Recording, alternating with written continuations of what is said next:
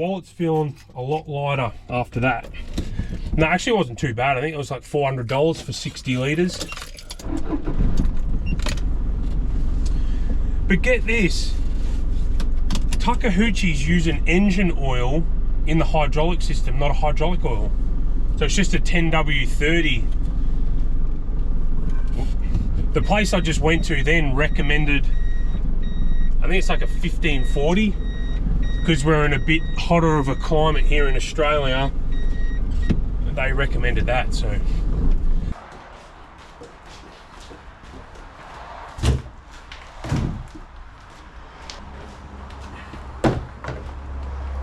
So this is the oil they recommended, a 1540. It's just a diesel engine oil, which is surprisingly what you put in the Takeuchi's. And I did ring the dealer before I went there, and they said a 1030 for your standard sort of applications. But because we get pretty hot days here in Australia, United Filters recommended this, and they do a lot of earth moving stuff, so I sort of trust them with it. Now I only got 60 litres. I think I'll have to run and get one more, but I think the 3 will do to get us started. Now we just got to move Dad's dyno out the way because he's buried me motor back in here. I've got the injector seals there. We'll quickly bang them in, and then I think we're going to have to get the fork extension, and we're going to have to make, I don't know, when I was pulling the motor out with the Vermeer, this motor was way too heavy for it. I didn't realise at the time how heavy the motor was, especially with the pumps on. So now that the forklift's all back together and the motor's rebuilt now, so it doesn't just smoke and carry on. It used to foul up the plugs, that's why I hated using it. So I want to get the fork extension, or the twine extension that we have, sit over the motor, and I think I'm going to get some flat bar and weld some flat bar to the extension and then bolt it on to the motor, because I want the, because we're so limited on room in there, the fork twine is going to have to sit almost flat on top of the valve cover so we can get the clearance to sort of go up, and I want to have room to move it around in there, and especially because we've got to stick engine mounts in, line the bolts up, got to line the spline up with the front pumps. There's another twin set of pumps, if you guys remember, in the front that we've got to hook up to our tandem drive pumps.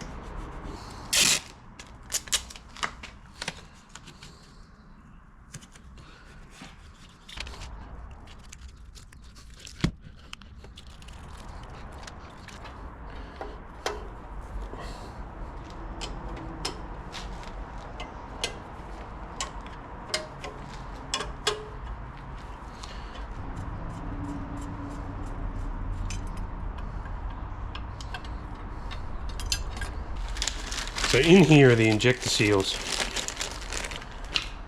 and that is what they look like. Nothing fancy. So the end seals on the smooth part of the injector, And then this face, you can see those grooves there seal on the actual valve cover. But I'll just put a little bit of grease on the back edge there, because we don't want to clip that seal, because then it'll leak. And it is literally as simple as that.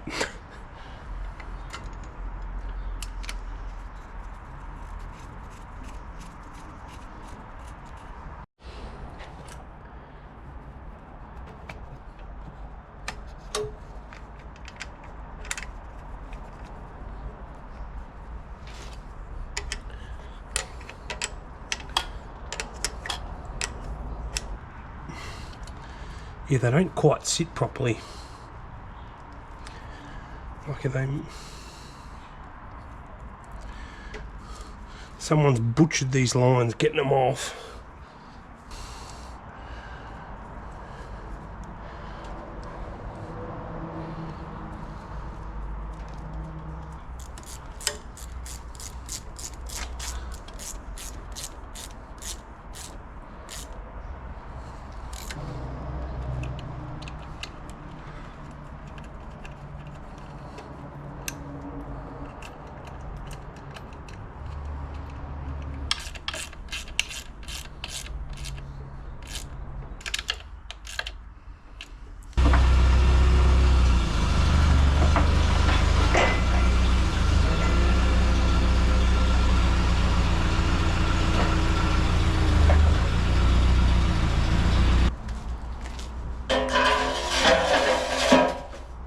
I think that'll work alright. I think the forklift's got to move back a little bit though, because you've got to imagine the back of the skid steer the motor sits in a bit.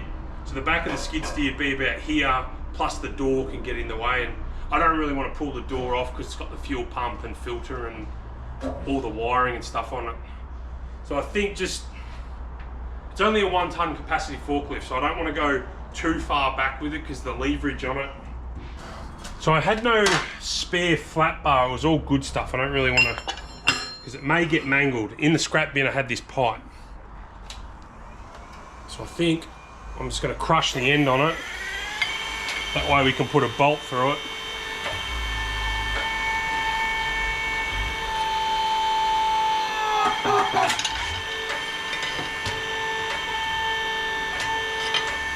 Just something like that. That'll be way strong enough, I think. We'll just get a quick measurement. So that'll be perfect for one. Now for the other one, we'll just see how we go. I think we'll crush a bit of this. Oop.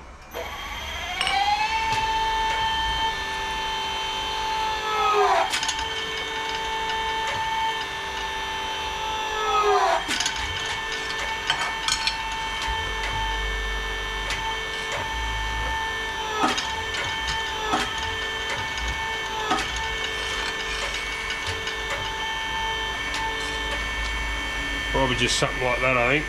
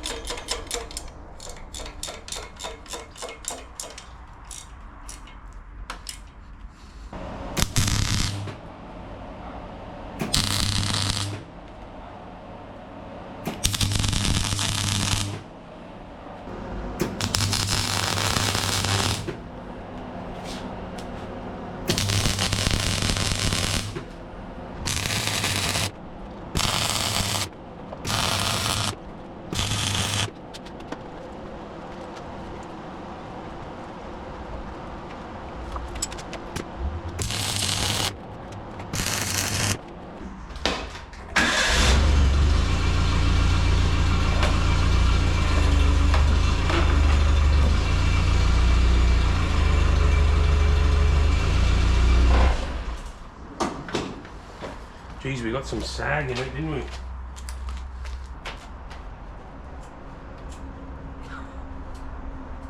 That should be alright. I added that third brace in the front there, just sneaked it in beside the water pump fitting. That way it can't kind of, because the motor's the heavy part.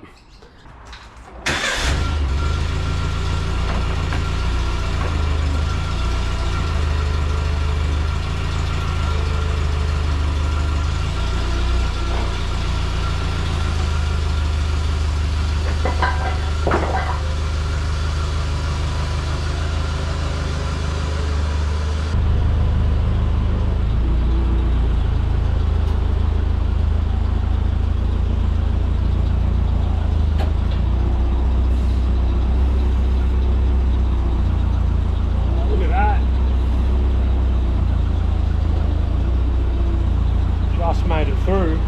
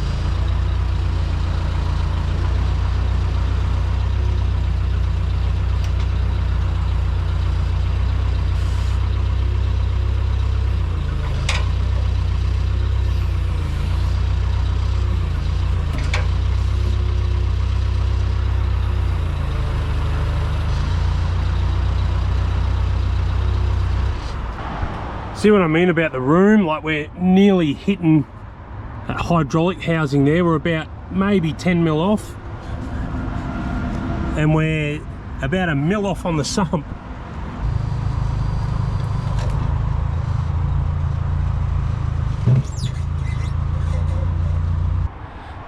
Look at that, the pump just lined itself up.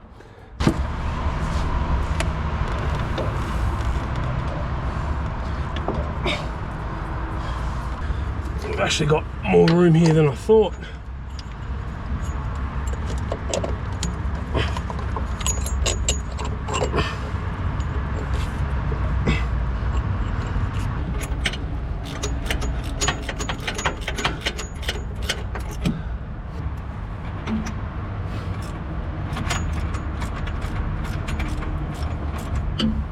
So we've got a few turns on those back two engine mount bolts. They're way loose, but we're going to have to lift the front of the motor up because I regrettably put the end of that strap through the hole where the engine mount goes. That was a bit silly, but so we'll have to take off our two mounts here and try and bend and snap them or whatever we're going to do, and then I'll just, I don't know, sling a, oh, I suppose we've still got that one welded pipe on there. That might be enough just to lift the front up, get the front two engine mounts on.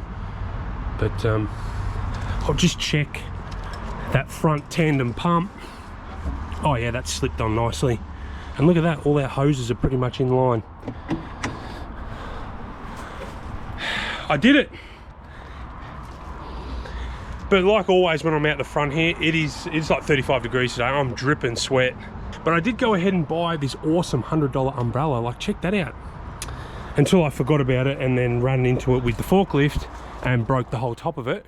But you know, nothing a bit of duct tape can't fix. I literally can't have nice things. Like, this was brand new, I used it twice, and now the top's all minced up. Anyway.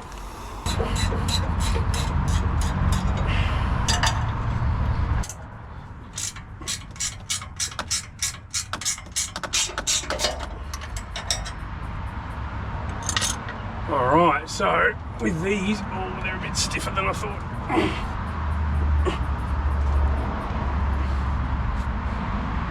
They can probably sit like that for the minute.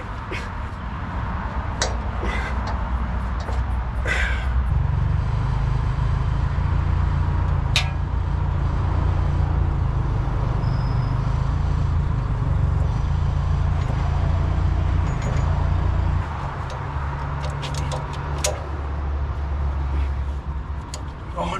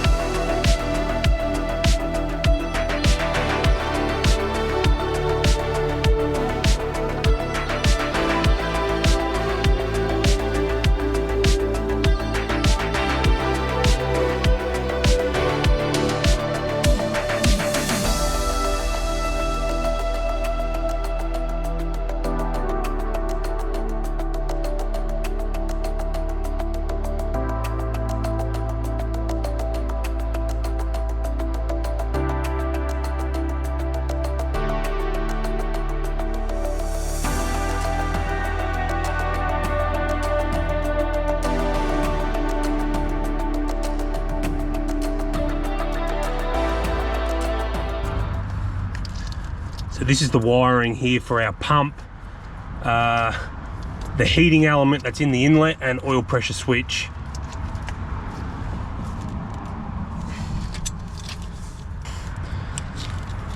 And then there's these tabs here that we're going to have to bolt on with the bell housing bolts, and it sort of goes on like that, I think. Keeps it neat.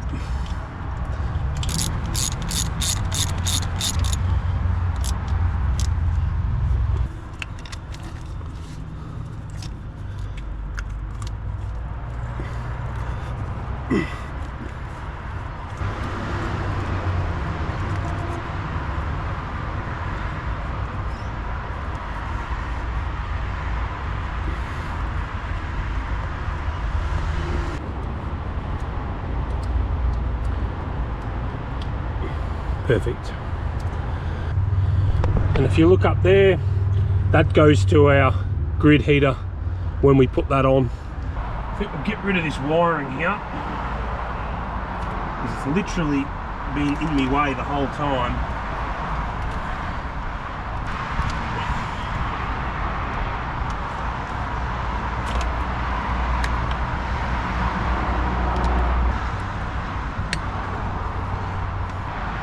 And these wires here, I think, go back to the battery, and then one goes to the starter, which is just there somewhere, which, yeah, we can cut all that out when we get into the back.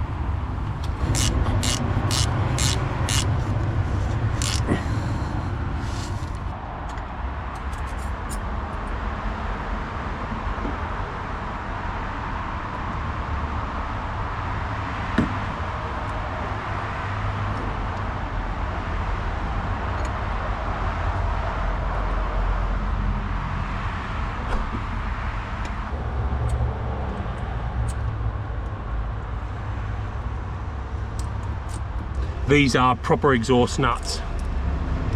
They've got like the ends crushed on them, so they lock onto the stud.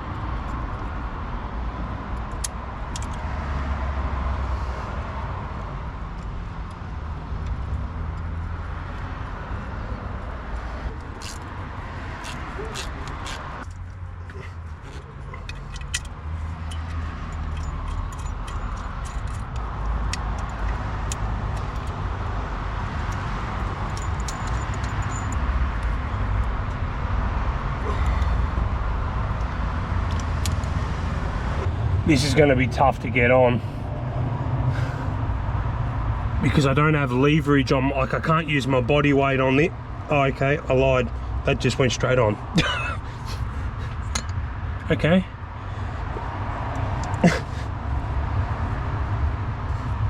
That was a lot easier than I thought. Thought I was going to be in struggle town big time on that one.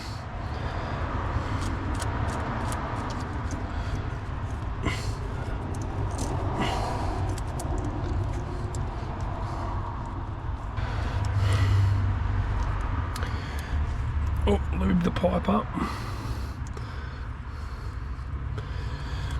Now we just got to bend it into sort of, it's like a 90 degree.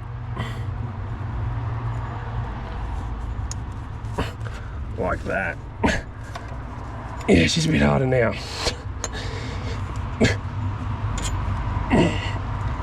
There we go.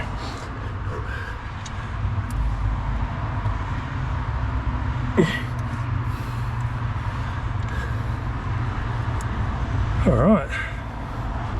I thought we were going to really be up for a fight on that one, but like trying to get that 90, that, because this is the pipe, the suction pipe with the wire in it, and I know the wire sort of helps it bend and keep its shape, but trying to bend that pipe, it's just so stiff.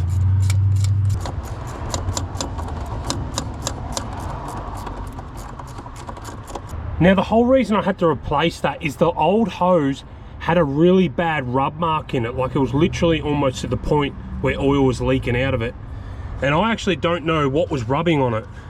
Like this, this is the high pressure line coming off that high flow pump, and that's like, I can fit my finger in between it, so I don't know what it was actually rubbing on, whether it was the wiring was ran different before, like this cable here for the battery that goes, that's our main 12 volt line that goes to our starter motor.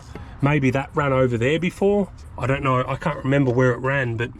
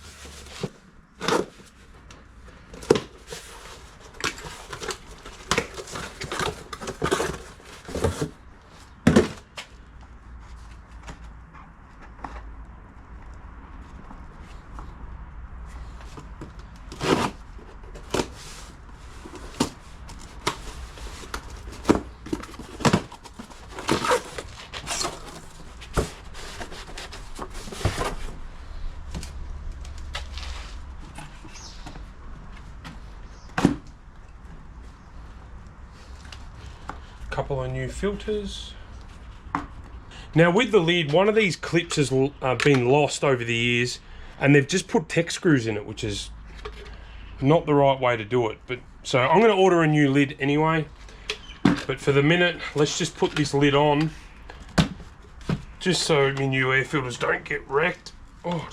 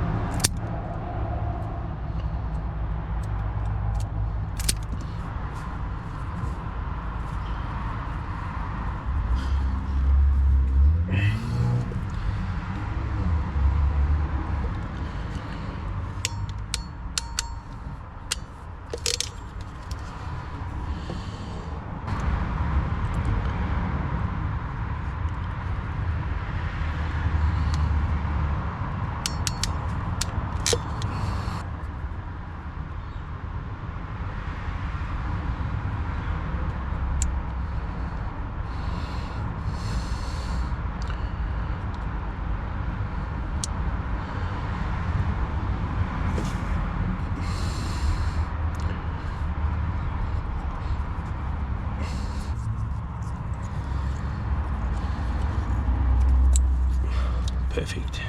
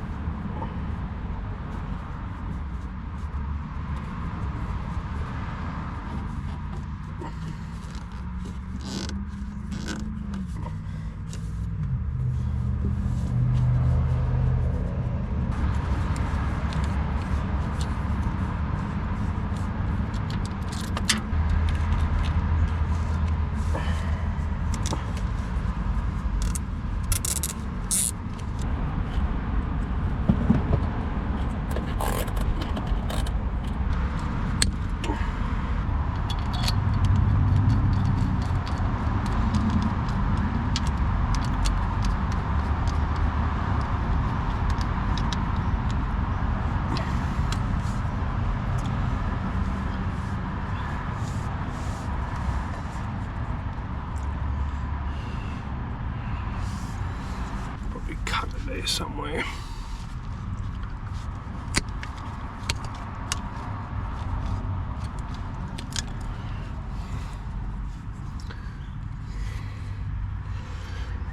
And then once that hydraulic hose goes in, I think we'll just cable tie it to that.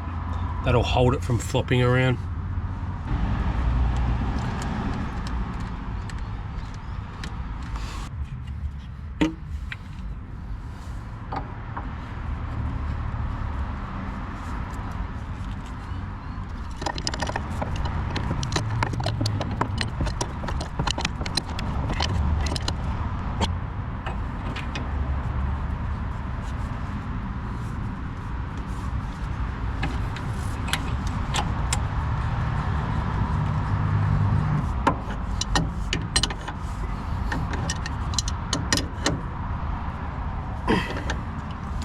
Alright, and then I think that one can just cable tie to that somewhere like that. I think I'll wait till we put the radiator in because we may have to turn this hose a little bit.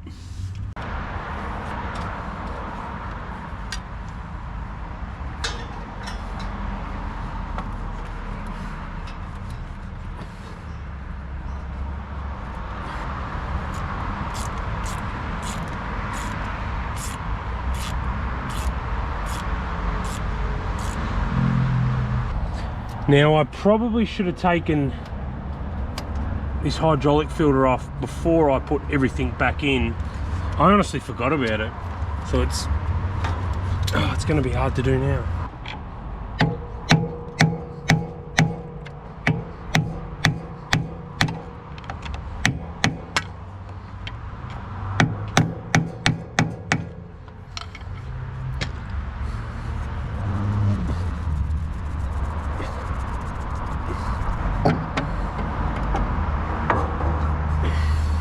So here's the old filter, and that doesn't have it. It's actually a little bit different.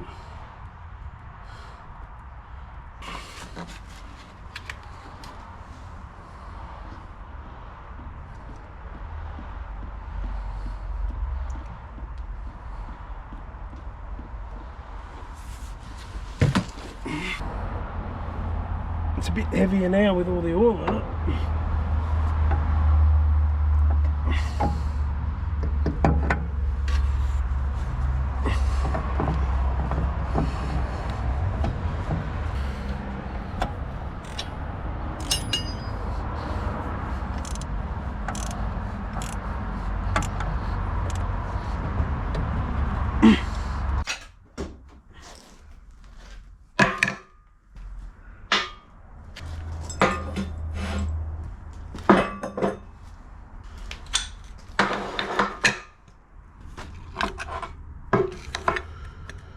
So we're going to have to go through, strip down these Planetary gears, because in there's a whole bunch of needle rollers. So we're going to have to pull each gear off, all those needle rollers out, clean it all, and then pretty much put it all back together.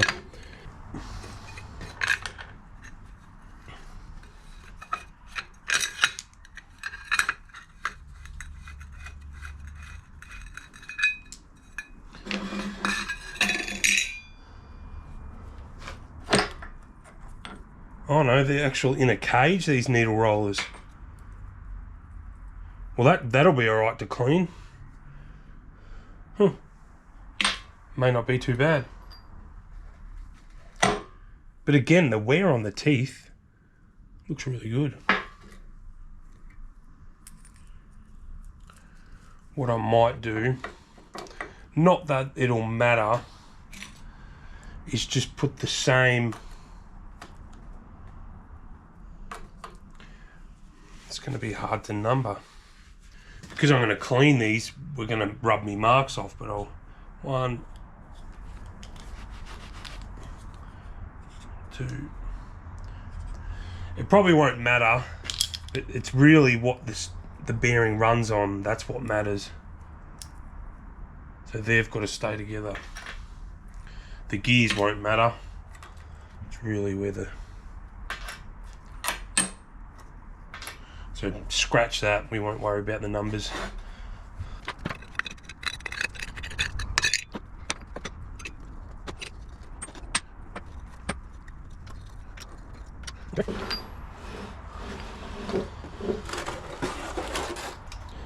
So in the container I've got literally straight petrol, and that works extremely well for cleaning off old oil and grease and stuff like that. It literally dissolves it.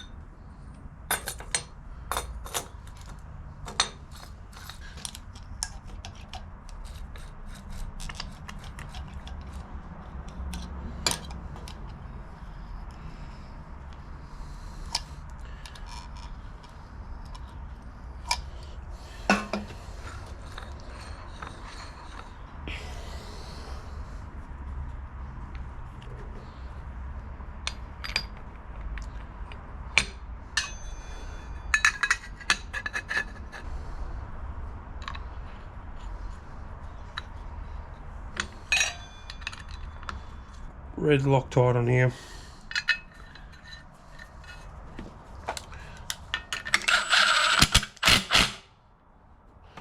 Good thing about Loctite is even though I'm using the red stuff, you just put a bit of heat on it which softens the Loctite, and it just comes straight off later.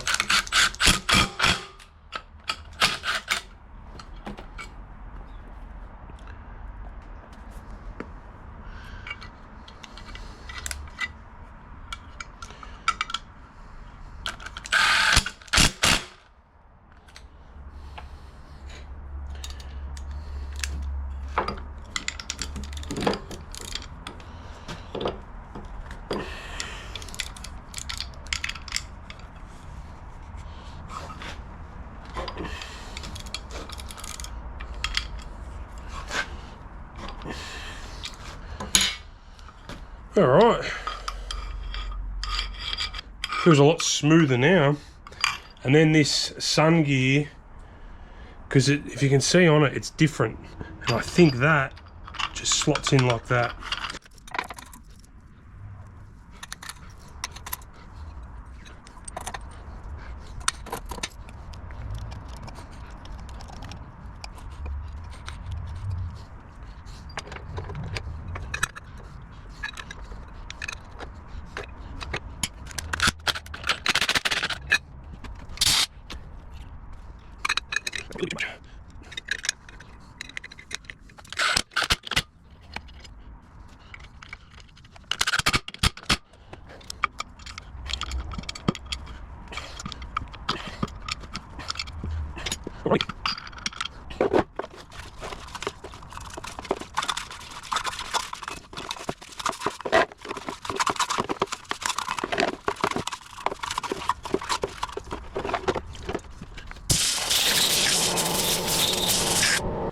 So I got those all cleaned up. I also went ahead and cleaned up the face on the buff there.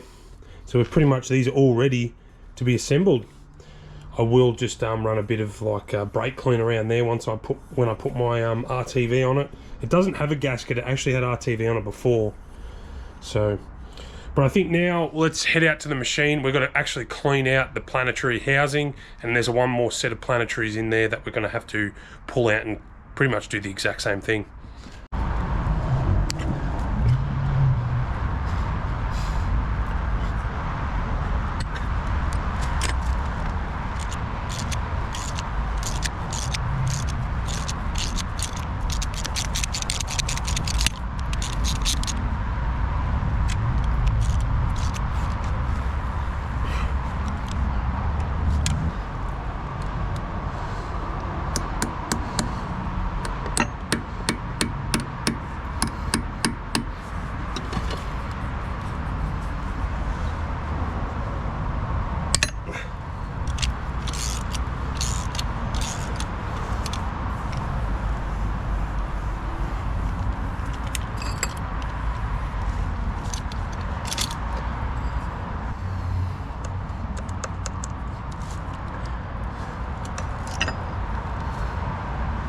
So they go that way.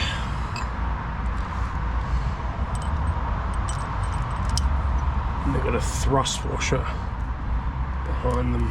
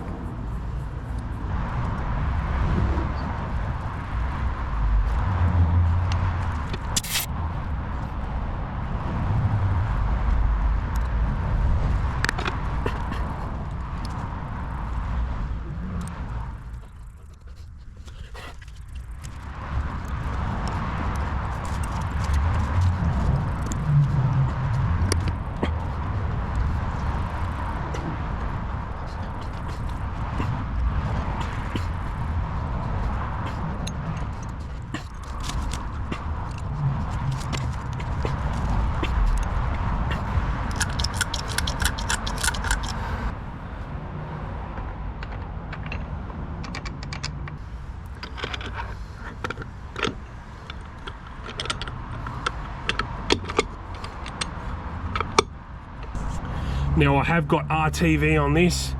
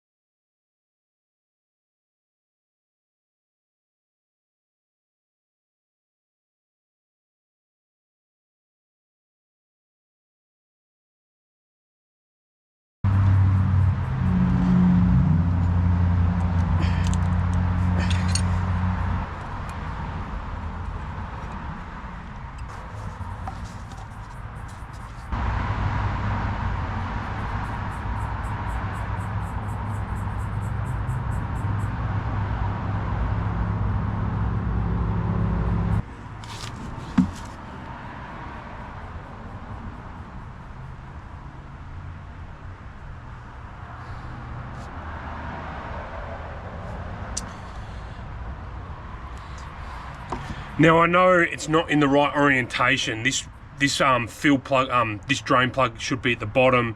This should be at the top, and then this would be your level point.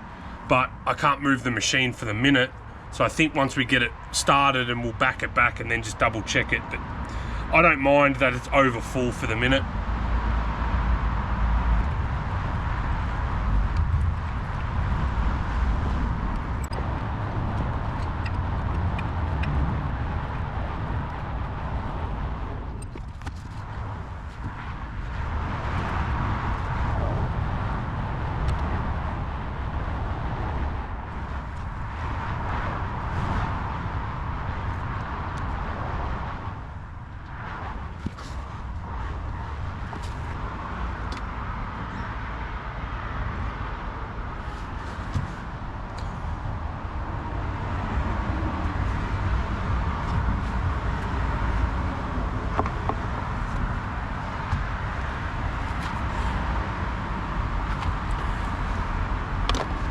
Oh, kidding me.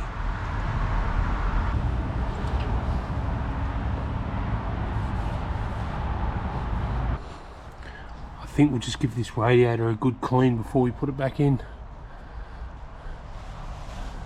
That's probably the worst of it there, really. It's all blocked up to here.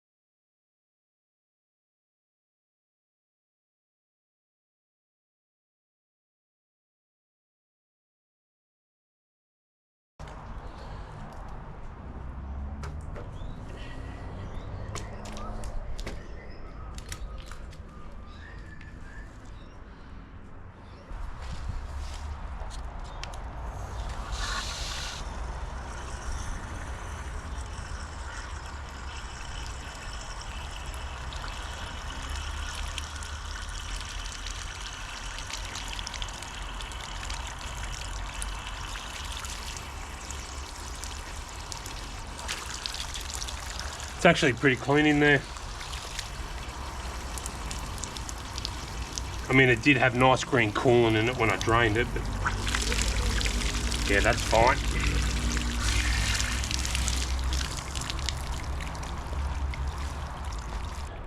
It may be hard to tell on camera, but you can actually look through it now. It was a lot worse than I thought, so I actually repeated that process about 3 times. So I washed it, blew it out with air, then washed it, blew it out with air, and on the final round, I actually got my leaf blower and so it just pushed bulk air through it, because you don't want that water to dry, because the mud stays with it.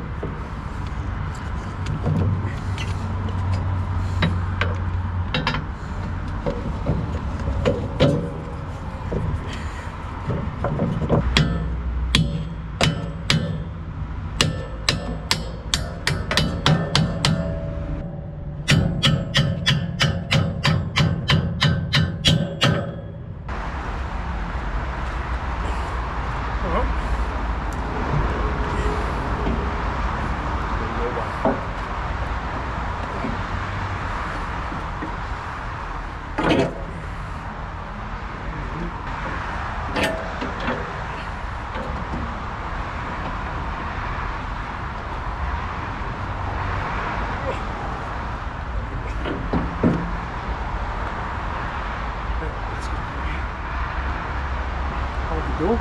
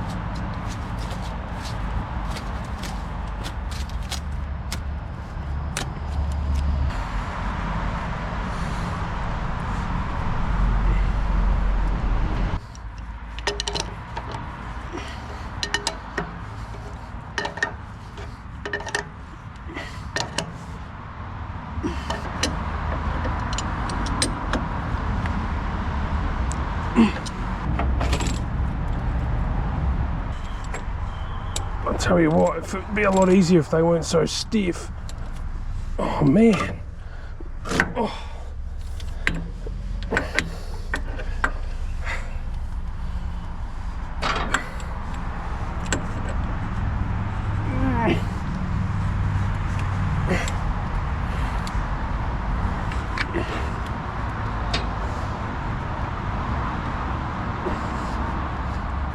Okay, I got it.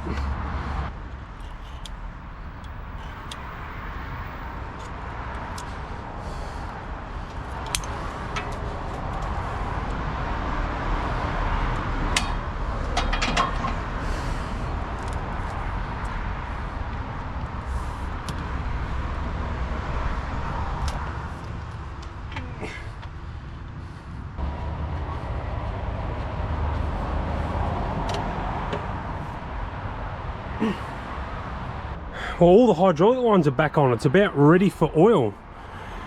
Now with the bottom radiator mounts, the original ones, one was completely broken. I don't know if I broke it because these bottom nuts were seized when I tried to pull the radiator out of the frame.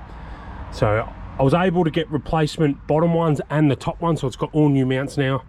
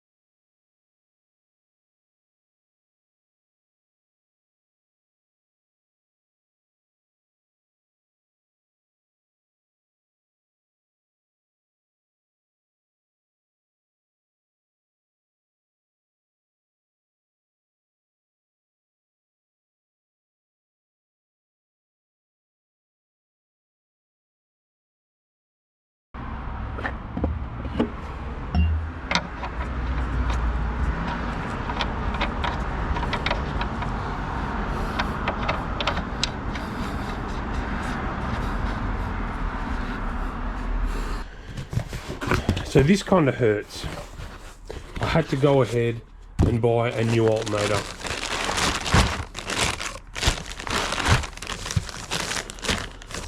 It wasn't bad, it was about 170 bucks. But the one that came on the machine, as you can see, it's not even that old. So what someone or the previous owner's done is they haven't put the spacer that was back in here, and then they've done the bolt up tight. And I don't know if you can tell, but these ears are so bent in on this thing that the pulleys weren't aligned. So I just went out and got a new one. Actually, I need to plug off this one.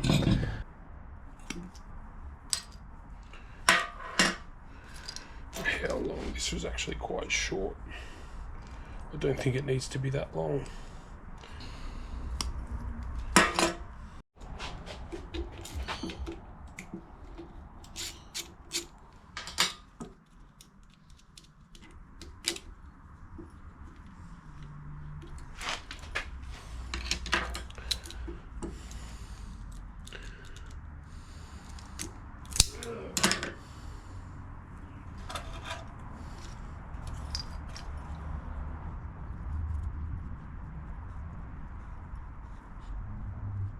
So I actually have one of these crimp fittings, which is good.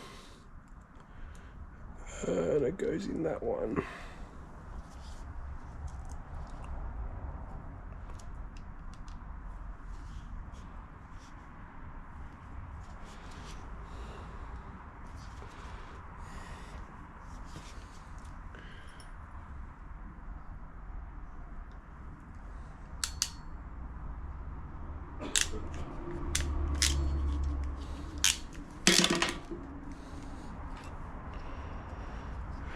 So it goes that way.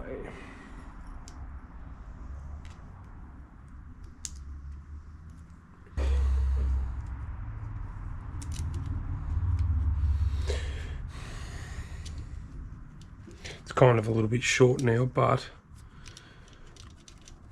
I didn't think I had any of those crimp fittings. I thought I was going to have to solder it, but anyway, that'll be fine.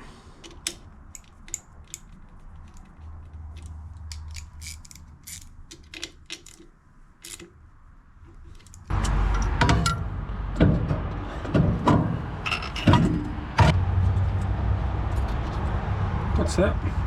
Oh, look at that. The original plug was just the push-in ones. Someone's added that.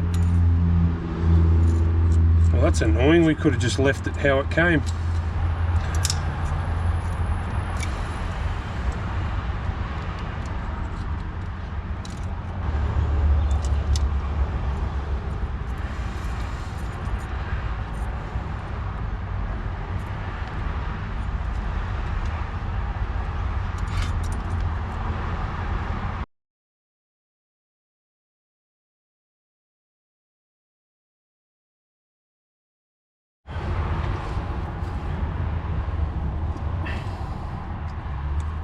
It's gonna annoy me. I've got to fix it. It just looks...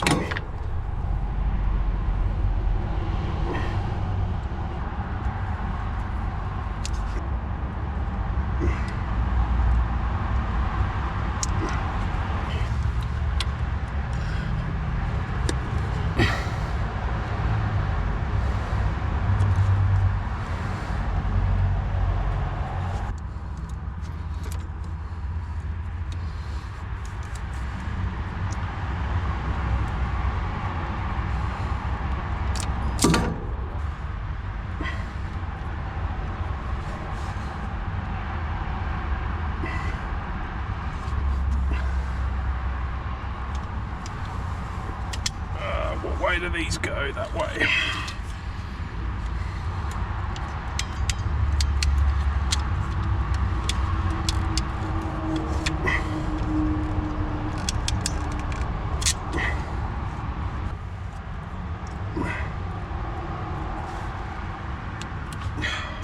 That's better. I'm happy now.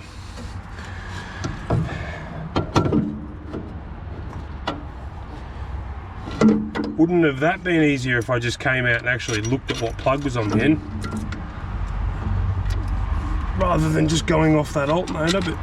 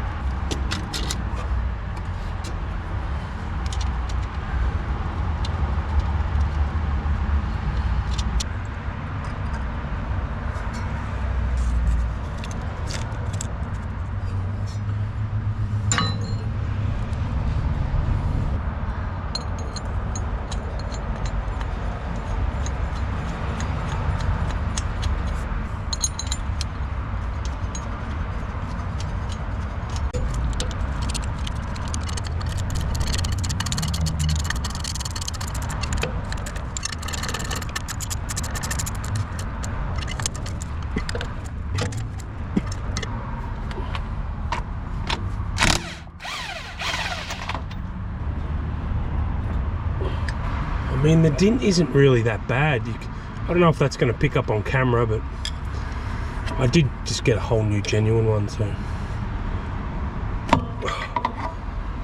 I mean, you can see how it's crushed like that, but the bit that seals is this part in here.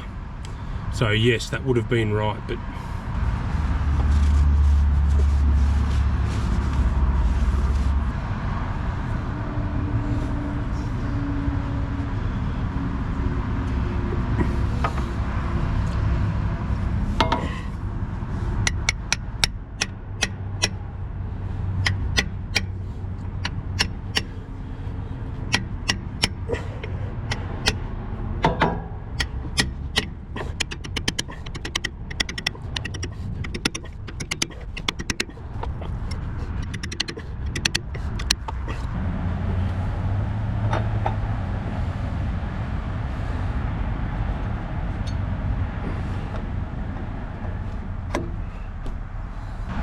just put a touch of Loctite on this bolt. It is a taper lock, so once you do this up tight, it will be stuck on there, but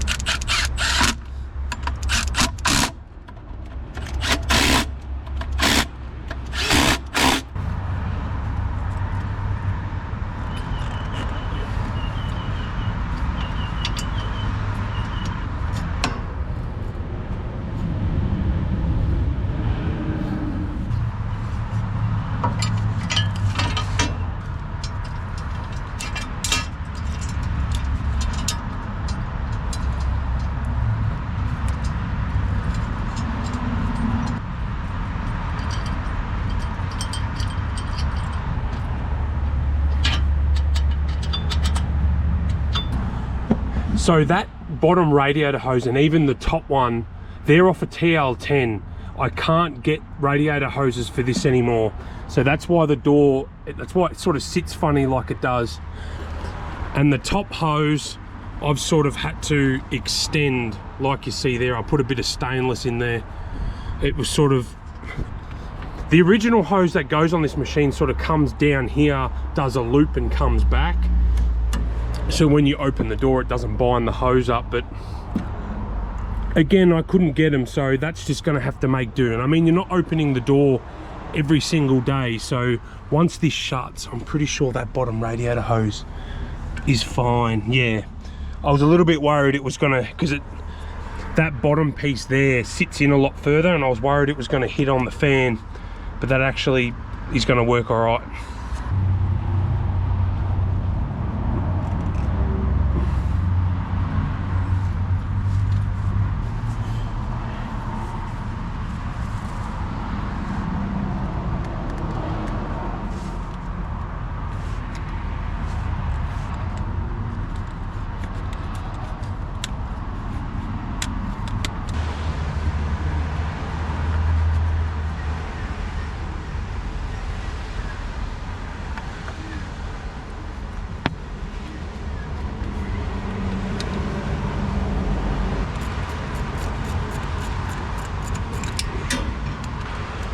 They don't give you much room to put this top hose clamp on.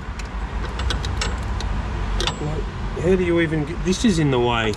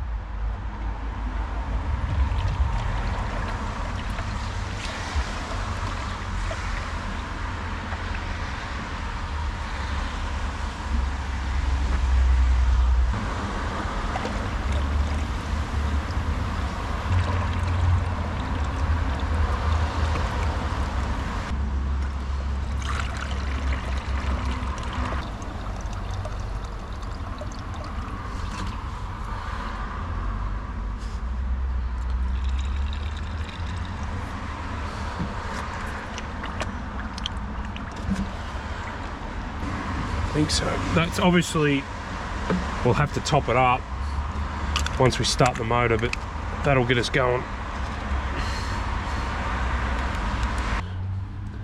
So this is actually the first time I've ever hooked the battery up on this thing.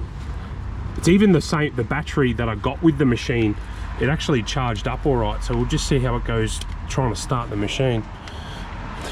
But everything else has fluid. We've got water, we've got engine oil, we've got hydraulic oil in the thing. We are going to have to check the hydraulic oil because I know as soon as this thing fires off, we're going to have that much air in the system, the hydraulic oil would dramatically drop. But anyway, I've never actually put the key in the ignition in this machine since I've owned it. So I'm going to go grab the key, we'll jump in it and let's see if it's going to fire up.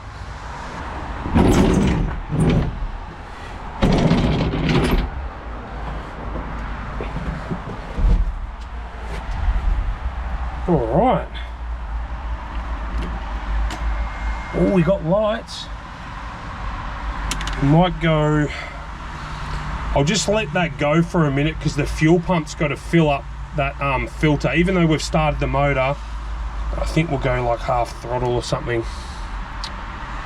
It's kind of a little bit hard to hear what's going on because of the traffic noise.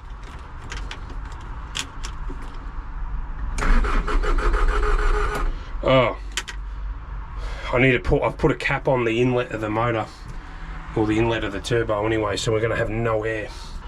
Alright, I pulled the cap off the inlet. I was like, why have we got no compression? But that's why, we're getting no air. So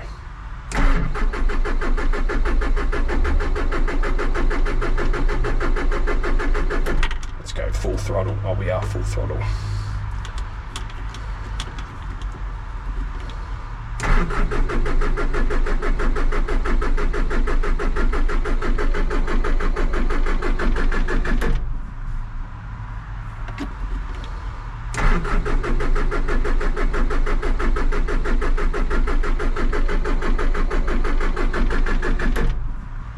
I might have to bleed the injectors. I wouldn't have thought I'd have to do that because it's already bled all the way from the fuel filter up to the injectors. And I know this thing's got fuel. The gauge, or how accurate the gauge is another story, but I'm sure that'll be pretty good. So here's what's going on. Yesterday we were getting no fuel to the injectors, and it basically came down to we have no ignition power down at our solenoid here. So basically on this thing, the solenoid has two power sources. It's got a heavy draw to pull the solenoid back, and then it's got a light draw, which is our ignition wire, to hold the solenoid there. So what was happening is when we were trying to bleed the injectors, when you first turned the key and started it, we were getting a little bit of fuel and then no fuel. And couldn't work that out anyway, mucked around in the pouring rain and worked out we had no ignition power down here. Now when I bought the machine, you guys remember we had wires and stuff running everywhere. So obviously this has been a long time problem, and it explains why the motor was seized up, because it obviously had this electrical problem and it was left, and that's why the motor's then seized up. For the minute, because I really want to get the machine running, I want the oil flowing through the pumps, because who knows how long it's been sitting like this.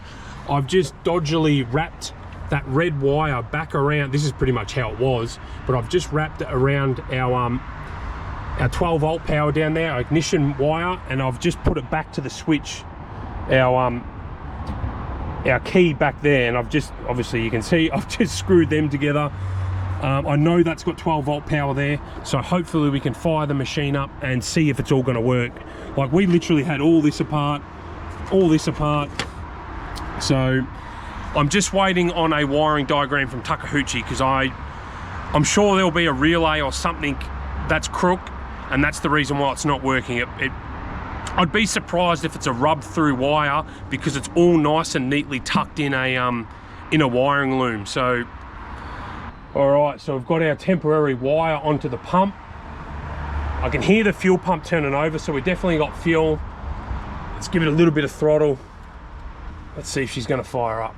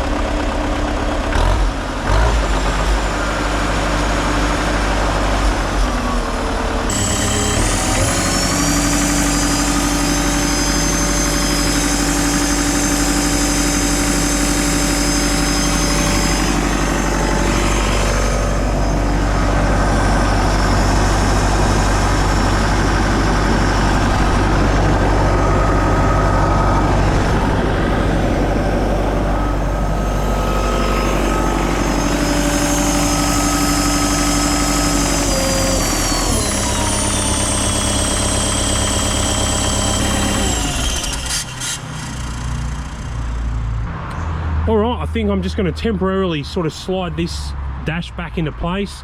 We'll lower the cab and let's see if she's actually going to move.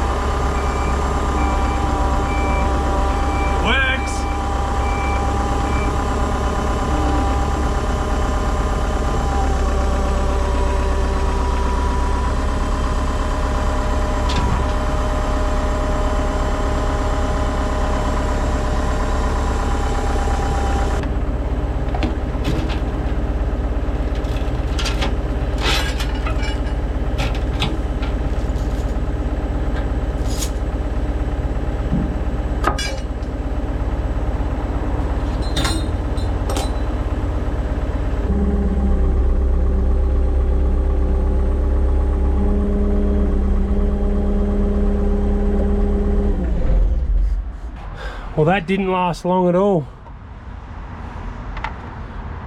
What's that? The 4-in-1 cylinder. Oh, we've got a blown hose. Well, that's an easy fix.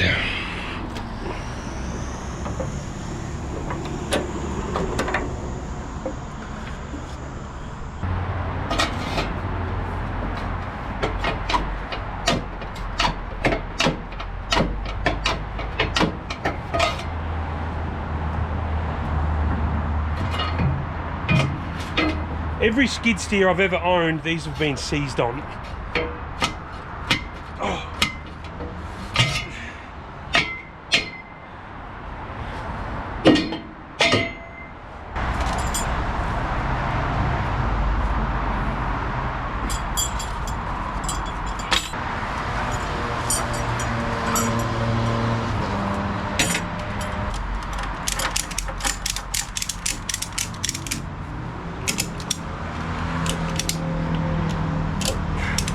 At least the bucket won't open now.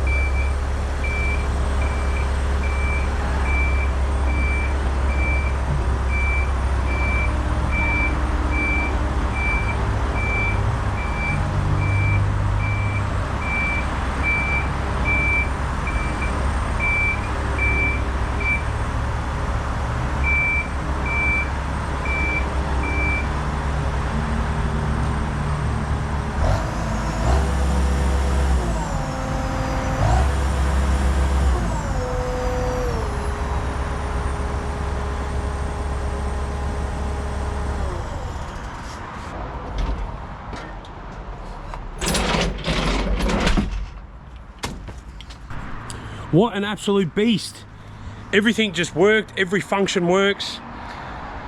The pins actually aren't all flogged out like I thought they were. Normally these 4-in-1 buckets really hammer at those pins. And the tracks are actually in a lot better nick than I first thought, which is really good. It's only, I think it's the other track that has a couple bits of rubber missing from the middle of them, but I think I'll get a fair few hours out of them before I got to replace them. But I think in the next one, I want to tackle that wiring. I don't want to leave it how it is with that dodgy wire. Work out exactly what's going on, why we don't have ignition power down at the pump. And then I want to go through the cab. I want to put new rollers on the door, new gas struts, probably door rubbers, because yeah, I just want to go through it, make it all watertight, clean it all up, give it a wipe out because it's full of dirt and dust, and go around and probably give it a nice greasing, and basically it'll be ready for the job site, I think. But all right guys, I appreciate you watching. It's been a very exciting one for me. I haven't wiped the smile off my face, but let's get stuck into fixing up that cab.